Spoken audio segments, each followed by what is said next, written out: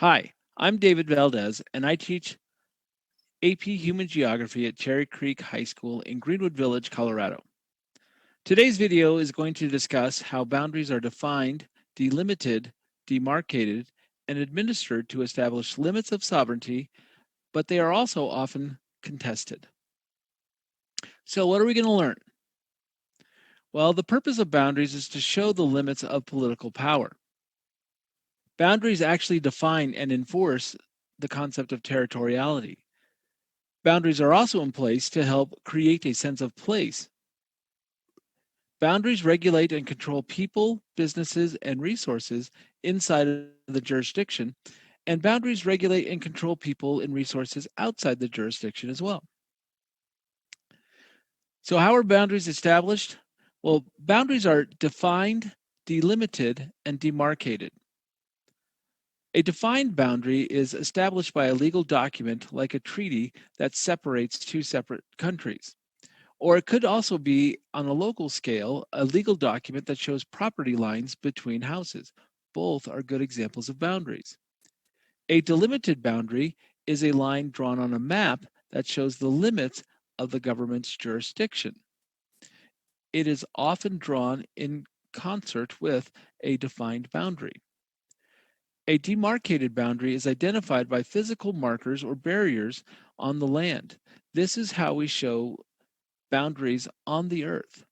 It could be something really simple like a town limit sign, or it could be walls or fences that are erected on the border between two different countries. Political boundaries often coincide with cultural, national, and economic divisions. Boundaries that were drawn in Europe after World War I followed largely linguistic lines as a cultural method of drawing the boundaries. In India and Pakistan, and between India and Bangladesh, boundaries were used to divide Muslims and Hindus. Boundaries often match those of the national group homelands, like England and Wales or Spain and France. Boundaries can also reflect economic divisions. A very good example of this is the borders between wealthy suburbs or gated communities and poorer cities. Political boundaries are also created through the use of demilitarized zones or through policies established by other countries. Boundaries in the Middle East were drawn by the French and the English, and they were formalized by the Sykes-Picot Agreement after World War I. Boundaries in Africa were drawn by European nations as the result of the Berlin Conference in the late 19th century. Both of those are examples of how political boundaries were created through policies of other countries. The boundary between North and South Korea is a demilitarized zone that was created as a result of the armistice that ended the Korean War.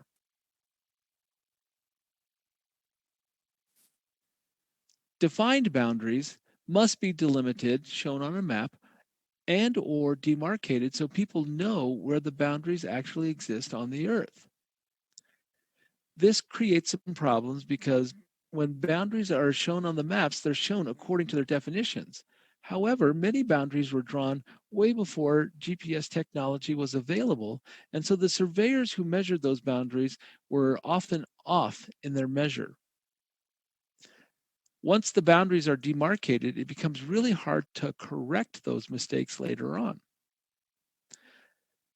So if you want to see a video about how the Four Corners Monument is off by about 1,800 feet, click on the QR code on the right. There are several different types of boundary disputes. One type of boundary dispute is a definitional or a positional boundary dispute. This type of dispute is a conflict over the interpretation of documents or treaties that defined the boundary or the way that it's shown on the ground. A good example of this is when inaccurate maps of the Andes were used to create a border between Argentina and Chile. Now that the maps are much more accurate, the two sides have disputed land between them.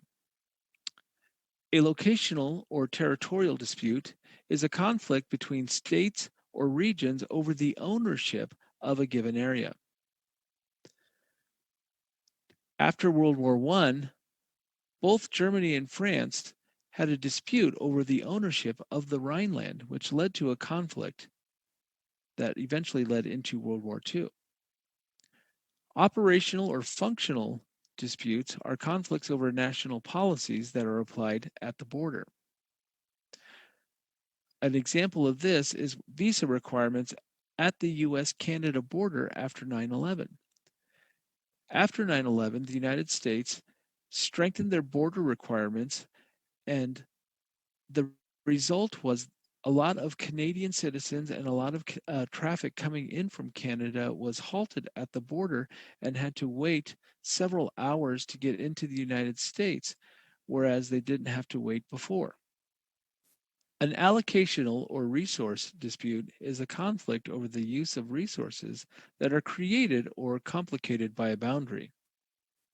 This happened in the first Iraq-Kuwait war as the conflict over access to the Rumaila oil field started when Iraq accused Kuwait of using or collecting too much oil from the oil field. Let's practice. Boundaries can create clarity and cause conflict. The Jammu and Kashmir region is a region that is claimed by India, China, and Pakistan. Each of those countries lays claim to the area because of its history and the people who live there. This is an example of which type of boundary dispute. A, allocational or resource. B, definitional or positional. C, locational or territorial. D, operational or functional. Or E, military or treaty. The answer is C. This is a territorial dispute because each of these sides claims the area based on what they feel is their own history. So what should we take away? Boundaries can cause clarity and cause conflict because they're created to control people, land, and resources. Boundaries are disputed for a variety of different reasons. It's your job as a geographer to understand how and why these boundaries are created and what effects the boundaries will have on the people, land, and resources. Thank you. In Greenwood Village, Colorado. Today's video will discuss how land and maritime boundaries and international agreements can influence national or regional identity and encourage or discourage international or internal interactions and disputes over resources. What will we learn today? Well, we'll learn about the effects of political boundaries. Boundaries influence identity, interactions, and resources. And so boundaries and treaties are going to influence national and regional identity. And they are going to both encourage and complicate interactions between groups like governments or just groups of people. Boundaries and treaties contribute to disputes regarding resources. And the United Nations Convention on the Law of the Sea was created to settle disputes between countries. Boundaries and agreements influence identity because political boundaries and international agreements often influence national and regional identities by formalizing national and cultural identities by concentrating those nationalities in one area. Examples include when the nation states of Slovenia and Croatia were created, it intensified their national identity as the nationalities gained political control and sovereignty.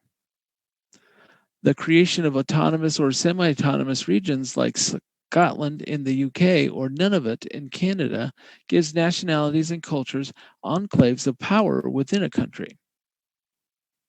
International agreements can create a regional bloc of shared identity. This happens in places like the European Union or the Warsaw Pact, where regional identity was created among the member states. Political boundaries and international agreements influence interaction among governments, goods, and people. Many times, boundaries discourage international interaction. This is because walls, fences, and even buffer zones make it harder for people and goods to move across the borders. International agreements can encourage or discourage international interaction. When we get agreements like free trade zones, like the European Union or the Commonwealth, this makes border crossing easier and immigration easier for people and goods. Agreements like embargoes prevent interaction between countries, like when the United States put an embargo on Iran or even an embargo on Cuba. Political boundaries can cause resource disputes. Resources are complicated by borders and claims of different countries. Resource disputes occur when countries cannot agree on the harvesting of a natural resource. And a really good example is the South China Sea, where problems there are the result of 6 different countries' claims that the Spratly Islands are their own territory. Problems in the Arctic stem from 5 different countries who have different interpretations over land and resource rights. If you'd like to learn more about the South China Sea dispute, use the QR code on the right hand of the screen. The United Nations Convention on the Law of the Sea regulates maritime boundaries and resources. One of the things that UNCLOS does is it establishes territorial claims. The territory of a particular country in the water is up to 12 nautical miles from the shoreline, from the baseline on the shore.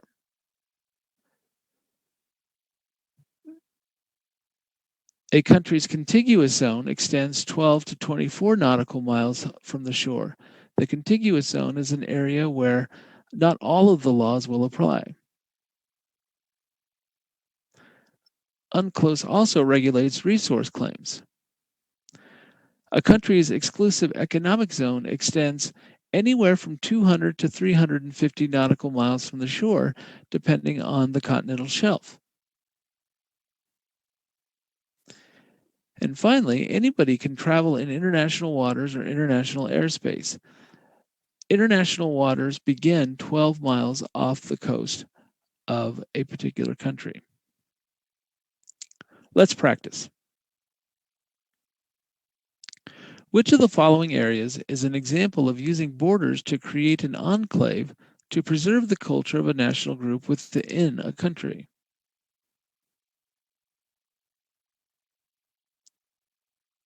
The answer is Quebec. In Canada, the boundaries of Quebec establish a French-speaking cultural zone where the French Québécois are able to govern themselves and preserve their own culture and national group inside of Canada. What should we take away? Well, boundaries help people establish identities, whether it is the establishment of a nation state or a semi autonomous or autonomous zone, which allows a culture or a nationality to concentrate their people in one area. Boundaries are often disputed for a variety of different reasons: political, cultural, economic, etc. It is your job as a geographer to understand how and why boundaries are created and what effects boundaries will have on people, land, and the resources. Thank you. Hello and welcome back. I'm Ms. Patel coming to you from Silver Spring, Maryland, here to teach you about topic 4.6, internal boundaries. So we're going to more specifically be looking at some things like voting districts, redistricting, and gerrymandering, and see how they affect elections at various scales. So internal boundaries are just as important as international boundaries. Just like international boundaries, they divide up countries into smaller areas like counties or provinces or states. And they usually hold some kind of electoral significance. So these internal boundaries often form voting districts and are determined by redistricting and gerrymandering, which then affect politics and elections at various scales. No, understanding this requires defining some more specific terms here, and then we'll look at an example. So one key term is voting districts. Voting districts are just the local geographic area of the larger country in which you vote for representatives of Congress. And those are determined by redistricting after each census, which I'll explain in a second. A key thing to think about throughout this video is scale. Scale matters a lot here because in a voting district, you might have a majority of a particular party, and then that votes in a certain party into government at the local level. But at the state level, you might have a totally opposite majority of a certain party base, and that might vote in somebody completely different for both state and country elections. So just keep that in mind. Another key term is redistricting. So this is when internal political boundaries are redrawn after a census, and that's what pretty much determines the voting districts.